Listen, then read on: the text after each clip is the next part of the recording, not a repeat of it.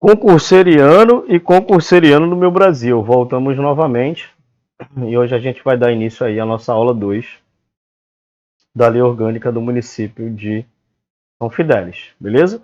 Então essa aula aqui é bem tranquila, tá? Não esquece de seguir a gente aqui, ó, nosso Instagram tá aqui em cima, segue a gente lá no Instagram para dar essa força também, tá? Dá essa força aí pro Titi. E curte o vídeo, né? Curte, deixa o comentário, né? Deixa um comentário aqui da cidade, da onde você está falando, para a gente saber até onde a nossa informação está chegando, né? Então deixa aí também a sua inscrição para você receber as notificações quando a gente postar uma aula nova. E curte, né, o vídeo. Dá uma curtida, dá um comentário, se inscreve aí, beleza? Show de bola. Então, sem mais enrolação, o nosso material está aqui embaixo, tá? Você tem aí questões da lei orgânica e questões do Estatuto do Servidor. São questões comentadas em PDF, tá? Então eu deixei o material aqui embaixo, você pode comprar um de cada vez ou no combo, né? Pode comprar no combo, que aí no combo sai mais barato. Se eu não me engano, eu até coloquei mais questões da lei orgânica. Agora, antes tinha 52, se eu não me engano, e agora tem 63, 62. Então são 63 da lei orgânica e 62 do Estatuto do Servidor. 62 questões, tá? De cada. 61 em uma e 63 na outra. Beleza? Então, o link está aqui embaixo na descrição. Se você quiser solicitar também pelo WhatsApp, o meu WhatsApp vai ficar aqui na descrição também, tá? Então, sem mais enrolação, vamos para a nossa aula, então. Beleza? Vou colocar grandão aqui para você ver melhor. Então, a organização político-administrativa do município de São Fidélis compreende a sede do município e seus distritos, todos entidades autônomas e exercendo suas competências constitucionais e seus respectivos territórios e circunscrição. Então aqui ele está falando que para a gente o município ele é dividido, né? Ele tem uma divisão administrativa. Então como é que ele divide o município? Como é que ele divide, né? As partes para ele poder saber o que é distrito, o que é bairro, o que é vila, né? Como é que ele divide? Então ele está dizendo aqui que a sede do município, né? A sede do município geralmente é onde fica a prefeitura, né? Então ali é a sede do município. E os seus distritos, né? Eles têm autonomia. Não é uma autonomia absoluta, né?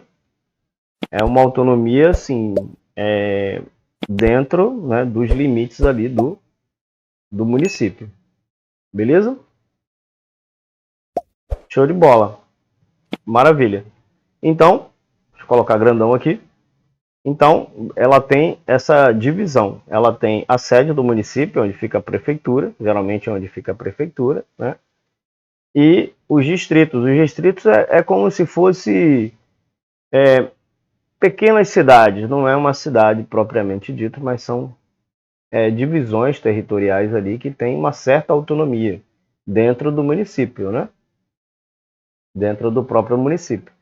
Então, a sede está se referindo à área central, onde está localizada ali a administração principal do município. O distrito são o quê? São subdivisões territoriais. Então, cada distrito é considerado uma entidade autônoma. Não é uma entidade autônoma assim, no sentido que ela tem autonomia política, financeira, né? Ela tem uma certa autonomia, o que implica que ela tem um certo grau de independência para gerenciar seus assuntos locais. Então, quando ele fala de entidades autônomas, ele está destacando que tanto a sede, né, quanto os distritos têm autonomia, né, têm autoridade e autonomia para exercer suas competências constitucionais.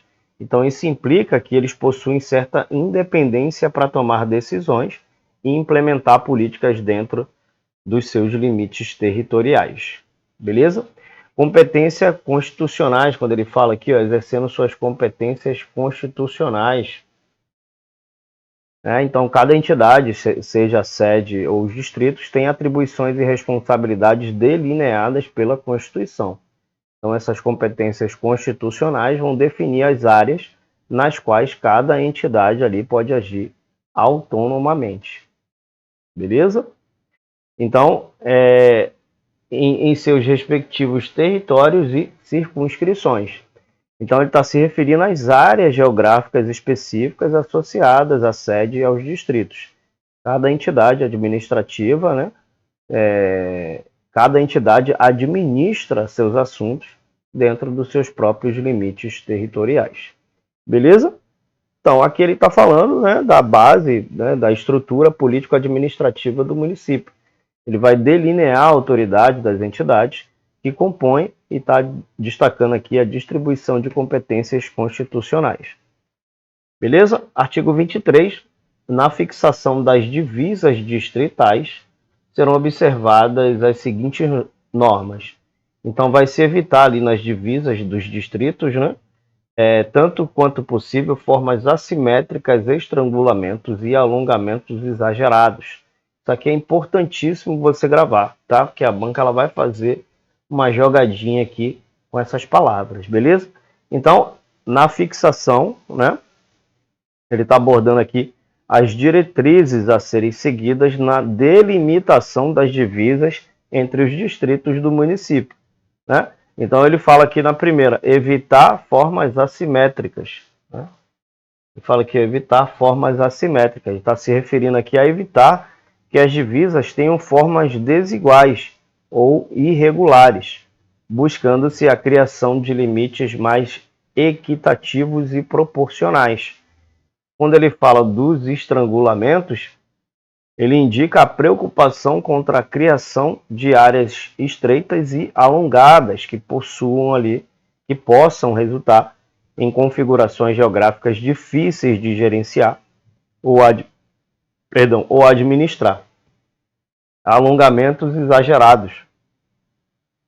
Então ele está sinalizando a importância de evitar que as divisas se estendam de maneira excessiva, visando manter uma distribuição geográfica equilibrada entre os distritos. Então essas normas aqui sugerem uma abordagem cuidadosa, né, uma abordagem equitativa na definição das divisas distritais. Aqui a ideia é buscar garantir uma delimitação justa e prática que facilite a administração e governança local. Beleza? Show de bola. Maravilha. Então aqui também, na fixação das divisas distritais, tem que dar preferência para delimitação às linhas naturais facilmente identificáveis, né? Então lá nas divisas também tem que tomar esse cuidado. Então aqui ele está dizendo, né, qual é o ponto importante do texto? As linhas naturais e facilmente identificáveis, né? Então, as linhas naturais, ele está se referindo às características geográficas naturais, como rios, montanhas, estradas naturais ou outros elementos do ambiente que podem servir como divisas naturais entre os distritos. Então, por que ela tem que ser facilmente identificável? Ele está dizendo aqui, ele está destacando a importância de escolher linhas naturais que sejam claramente perceptíveis, né? Claramente distinguíveis. Então, isso facilita a identificação e marcação das divisas, proporcionando uma definição mais clara e compreensível. Então, essa diretriz ela busca tornar as divisas mais intuitivas, né? Utilizando elementos naturais do terreno como pontos de referência. A utilização de linhas naturais pode simplificar a administração e a gestão territorial, proporcionando divisas que são visualmente evidentes e que refletem, na medida do possível, características geográficas pré-existentes. Beleza? Ok. Na existência de linhas naturais, utiliza-se, né, na existência de linhas naturais, utiliza-se a linha reta. Na verdade, aqui é na inexistência, né? É na inexistência das linhas naturais, utiliza-se linha reta, cujos extremos, pontos naturais ou não, sejam facilmente identificáveis e tenham condições de fixidez. Então aqui ele tá recomendando o uso de uma linha reta ao longo de linhas naturais existentes para simplificar a delimitação da divisa, né? Então, quando ele fala de extremos identificáveis, né, que ele está falando aqui, ó, extremos, né? ele indica que os pontos finais dessa linha reta devem ser facilmente identificáveis, então, quer sejam pontos naturais, como acidentes geográficos, ou pontos não naturais, como marcos específicos, né?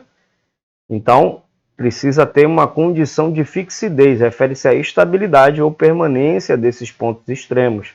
Eles devem ter condições que permitam sua fixidez ao longo do tempo, garantindo a consistência e confiabilidade das divisas. Beleza?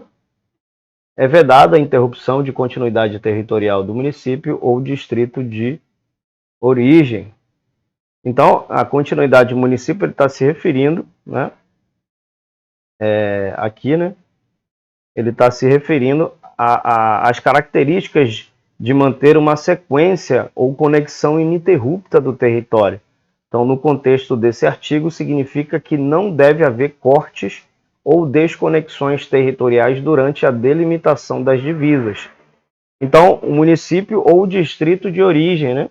Está falando aqui o município ou distrito de origem.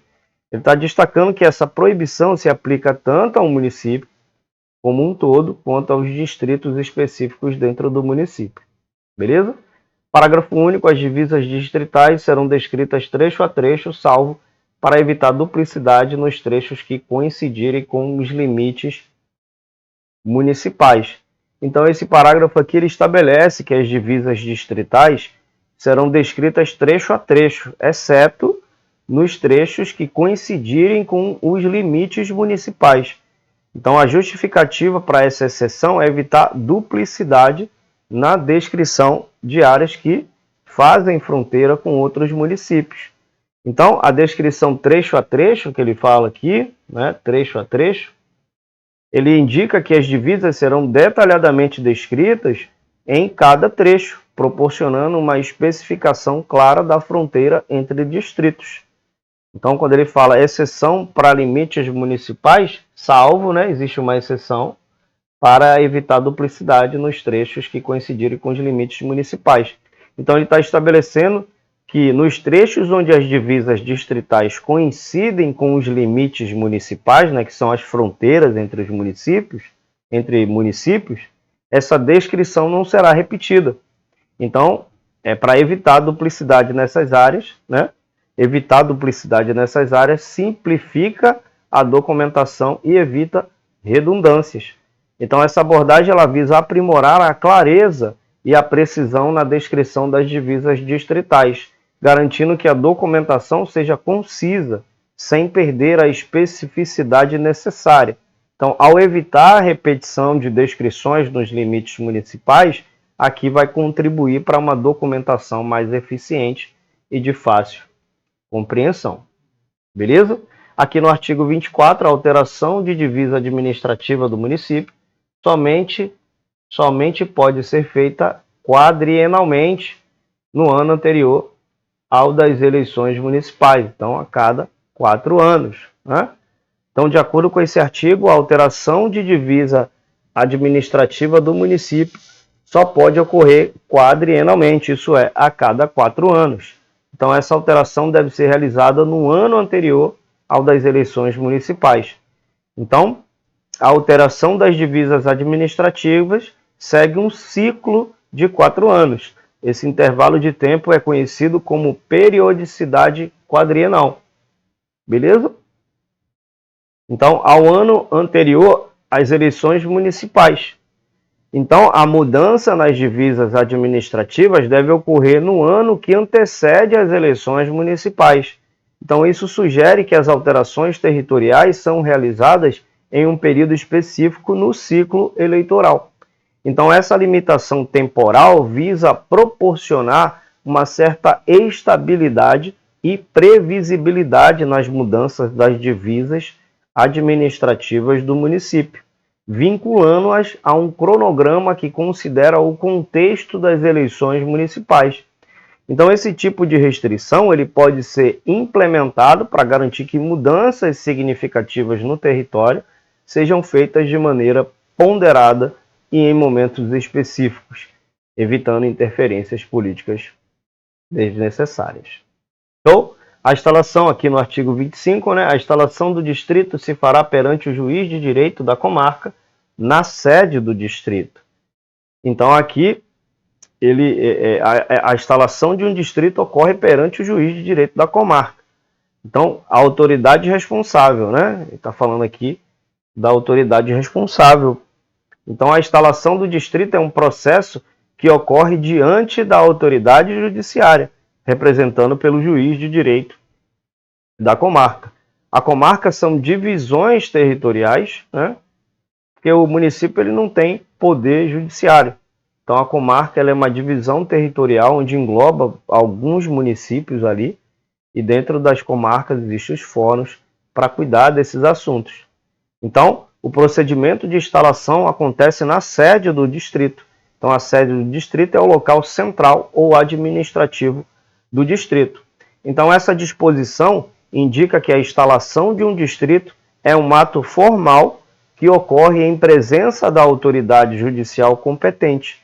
Então, a escolha de realizar a instalação perante o juiz de direito pode estar associada à necessidade de legalidade e reconhecimento oficial do novo distrito. Então, essa formalidade contribui para garantir que a criação e instalação de distritos sejam procedimentos estabelecidos pela legislação e que sejam registrados de maneira adequada. Show de bola? Então, vamos seguir. Parágrafo único, né? Fica assegurado o direito adquirido de criação de distritos de Ernesto Machado, o sexto do município, sendo, entretanto, exigidos os requisitos estabelecidos pelo artigo 27 dessa lei orgânica. Então, aqui fica assegurado o direito adquirido da criação do distrito de Ernesto Machado. A gente vai estudar mais aqui embaixo que o município ele tem 5 distritos, tá vendo? E esse aqui seria o sexto distrito. Isso aqui, inclusive, pode ser uma ótima pergunta de prova, porque ele não coloca o sexto distrito aqui, né? Ele coloca aqui, ó, sendo, entretanto, exigidos os requisitos estabelecidos pelo artigo 27. O artigo 27 vai falar sobre o que precisa, né? Quais são os requisitos aqui, ó, para a criação de um distrito. Beleza? Então, da divisão administrativa do município. Agora a gente vai falar da divisão administrativa do próprio município. Então, o município ele pode dividir-se para fins administrativos em distritos a serem criados, organizados, suprimidos. Suprimidos é quando elimina o distrito, tá? Suprimidos, meu Deus, esse meu mouse tá uma maravilha. Ou fundados por lei após consulta plebiscitária, né? Consulta do povo, a população diretamente interessada, observada a legislação estadual e o atendimento aos requisitos estabelecidos no artigo 27. Então, o município ele pode, né, para fins administrativos, se dividir em distritos, né, a serem criados e organizados, né? Então, aqui, conforme esse artigo, o município tem a faculdade de se dividir para fins administrativos em distritos. Essa divisão, criação, organização, supressão ou fusão de distritos deve ocorrer por meio de lei, após a realização de consulta plebiscitária à população diretamente interessada. Então, a criação, organização, supressão ou fusão de distritos requer a aprovação de uma lei municipal. Essa lei estabelecerá as diretrizes e condições para alteração administrativa. Beleza? Então, antes da elaboração da lei, é necessário a realização de uma consulta plebiscitária à população diretamente interessada. Então, isso implica que a decisão sobre a divisão ou reorganização administrativa dos distritos envolve a participação e opinião da comunidade local, do povo, não é? Então, a divisão administrativa dos distritos deve estar em conformidade com a legislação estadual aplicável. Então, é isso daí. Beleza? Show de bola. Então, a criação de distritos poderá efetuar-se mediante fusão de 2 ou mais distritos, que serão suprimidos, sendo dispensada nessa hipótese a verificação dos requisitos do artigo 27. Então, pode fundir um distrito no outro, né? Sem a necessidade desses requisitos aqui, ó. Tá? A gente vai falar desses requisitos ainda. Beleza? Show. Então, A extinção do distrito somente se efetivará mediante consulta plebiscitária à população da área interessada. Então, o distrito ele só pode ser extinto, né? Ele só pode ser retirado se houver mediante, né? Ele só vai se efetivar mediante uma consulta plebiscitária. A consulta plebiscitária aqui é sua forma de exercer o poder no município, né? Então, essa aqui é uma forma de poder direto do povo, né? A população da área interessada. Então, o distrito terá o nome da respectiva sede, cuja categoria é de vila. Lembrar isso daqui, ó. Distrito terá o nome da respectiva sede. A sede do distrito é o próprio nome do distrito. Geralmente, a sede é onde fica a área central, a área mais urbanizada, né? Então, a sede fica mais na área urbana. Então, a sede é o nome do distrito, né? Então, isso aí está tranquilo, né? Então, cuja categoria será de vila, tá? O distrito terá o nome da respectiva sede, cuja categoria será de vila. Você lembrar isso aqui, porque a banca ela pode mudar nessa parte aqui, ó. A cidade de São Fidélis é a sede do município. Onde é que fica a sede do município? É porque aqui ela não vai colocar, né? Porque aqui essa lei orgânica está diferente. Geralmente na lei orgânica vem escrito assim. O município de São Fidélis é a sede do município que tem categoria de cidade. Eles falam assim, tá? Então aqui você tem que lembrar que o distrito tem categoria de vila. E a sede da cidade, a sede do município, observe que município não é a mesma coisa que cidade, tá? O município ele é um ente federativo, ele tem uma divisão territorial do Brasil, né? Porque vem Brasil, aí vem estado, aí vem município. Então ele é uma divisão territorial. Cidade não, cidade é uma área urbana e rural, né? Então como é que você vai identificar uma cidade? Você vai para a cidade do Rio de Janeiro, mas onde é a cidade do Rio de Janeiro, né? A cidade é tudo? Não, tudo é o município. Então onde é que é a cidade? Geralmente a gente fala que a cidade é mais na parte central, na parte onde tem a prefeitura.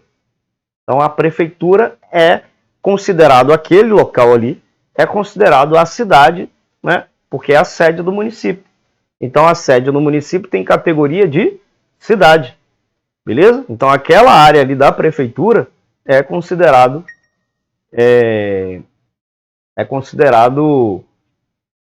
cidade, beleza?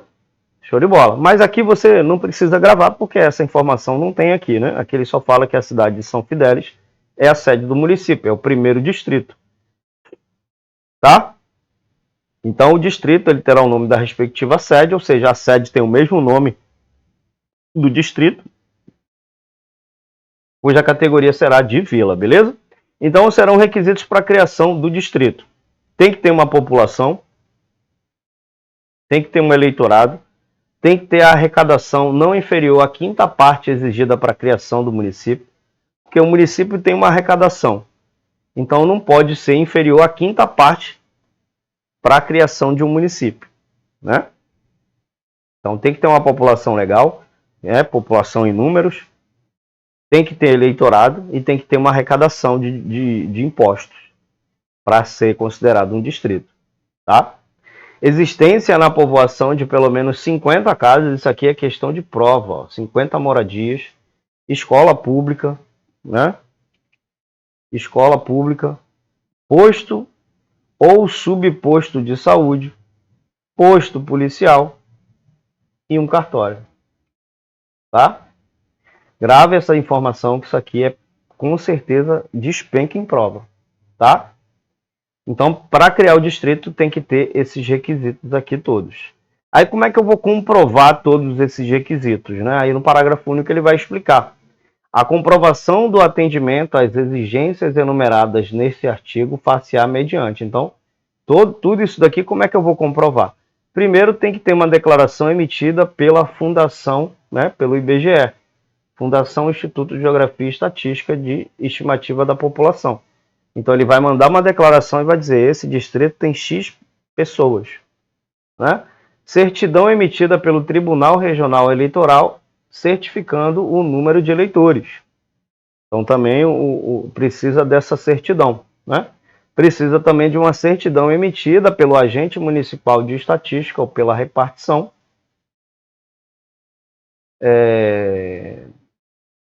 ou pela repartição fiscal do município, certificando o número de moradias. Então precisa dessa certidão também, tá? Certidão do órgão fazendário estadual e do município certificando a arrecadação na respectiva área territorial. Então essa parte aqui é a parte financeira, precisa também dessa certidão do órgão fazendário.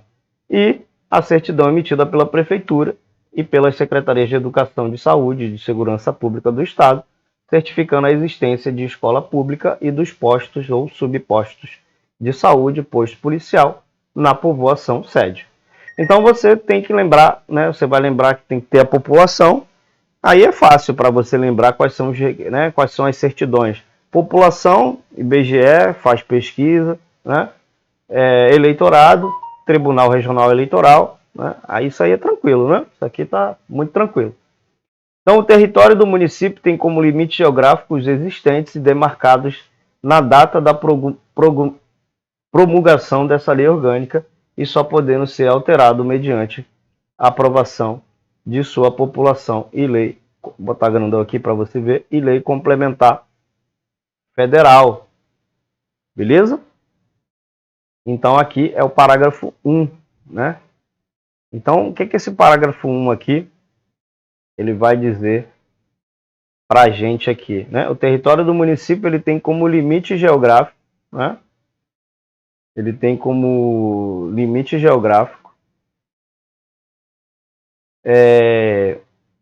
território do município tem como limite geográfico os existentes e demarcados, né? Os existentes e demarcados. Deixa eu só beber uma aguinha aqui, galera, só um momento.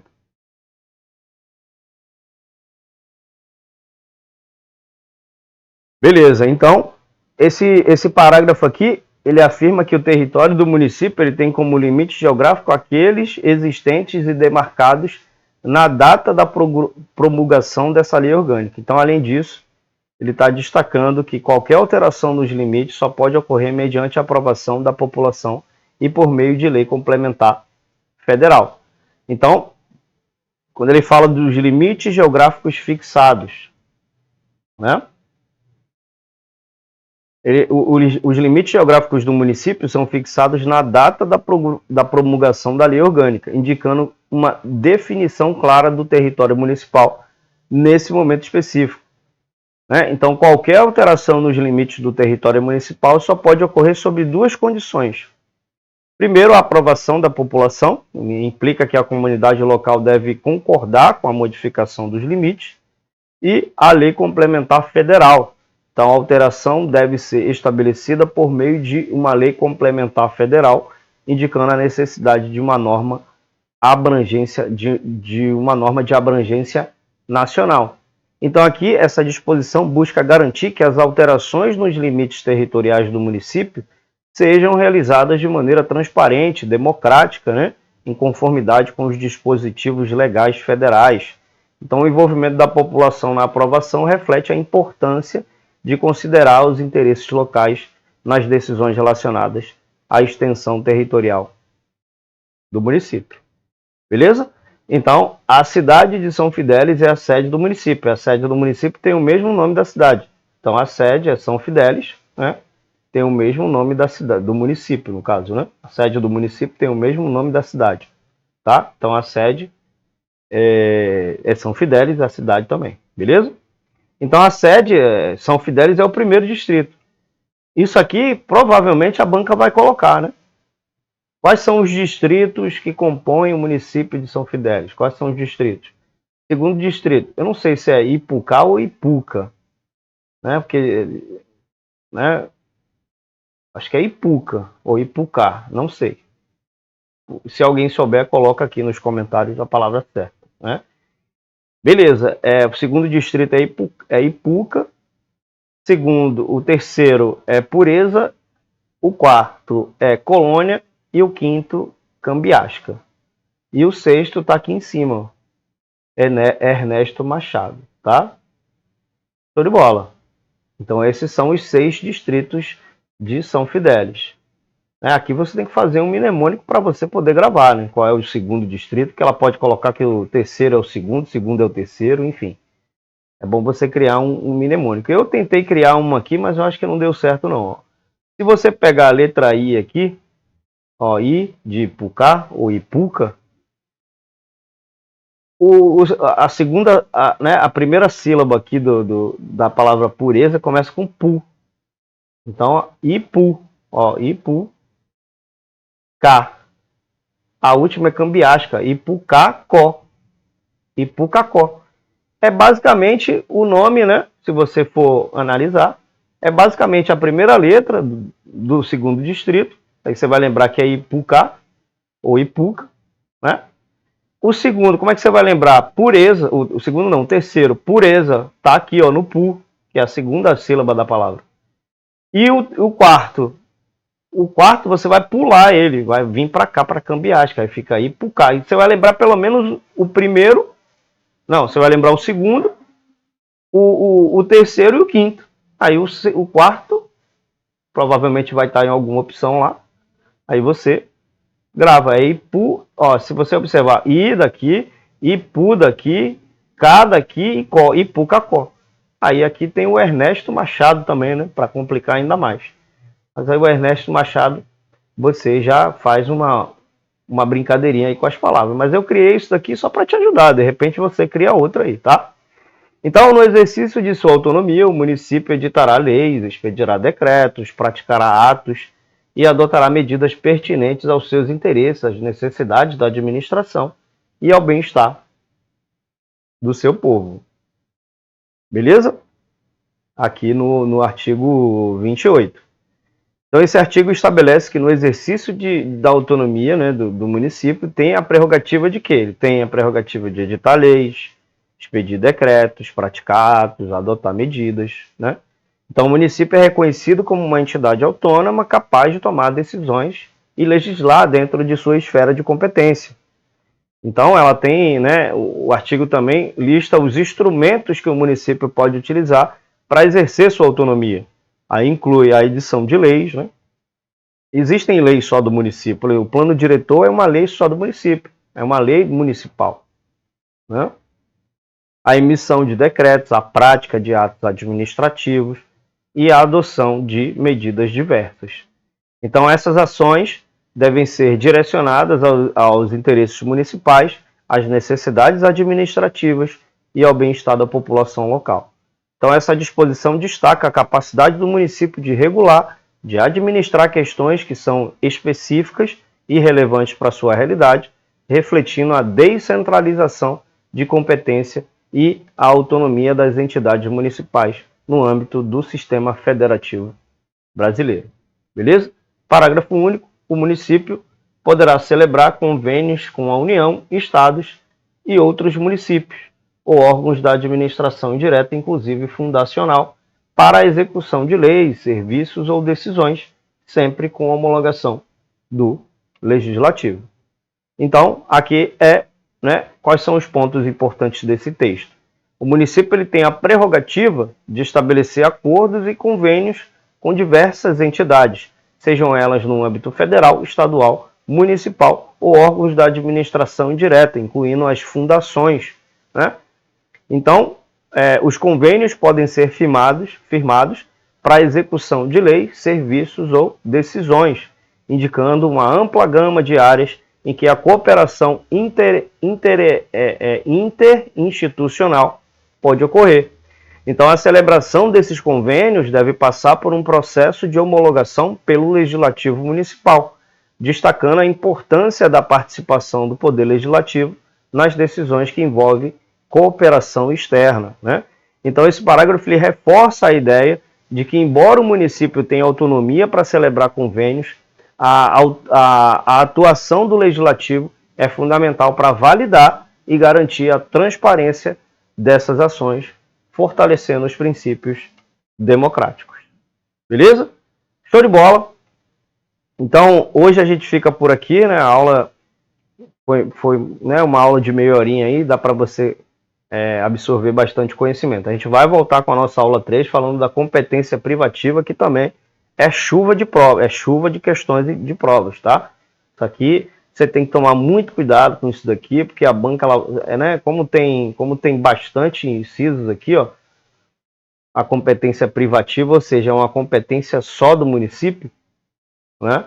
Aí você tem que ficar atento, tem a competência comum, que envolve todo mundo, né? Envolve o Estado, a União e o município, e tem a competência privativa, que é apenas do município, tá? Então, o Titio vai passar o bizu para vocês, para você conseguir usar uma técnica para gravar melhor essas informações, tá? Então, não esquece de deixar o like aqui, não esquece de deixar também sua inscrição, deixa um comentário aqui embaixo também, fala aí se você gosta de estudar, como é sua metodologia de estudo, se você gosta das aulas, se não gosta, o que é que eu preciso melhorar, né? Que eu sou professor, mas eu não sou dono da verdade, beleza? Muito obrigado aí pela atenção de todos, pelo carinho também de todos os inscritos. Aquele abraço e tchau.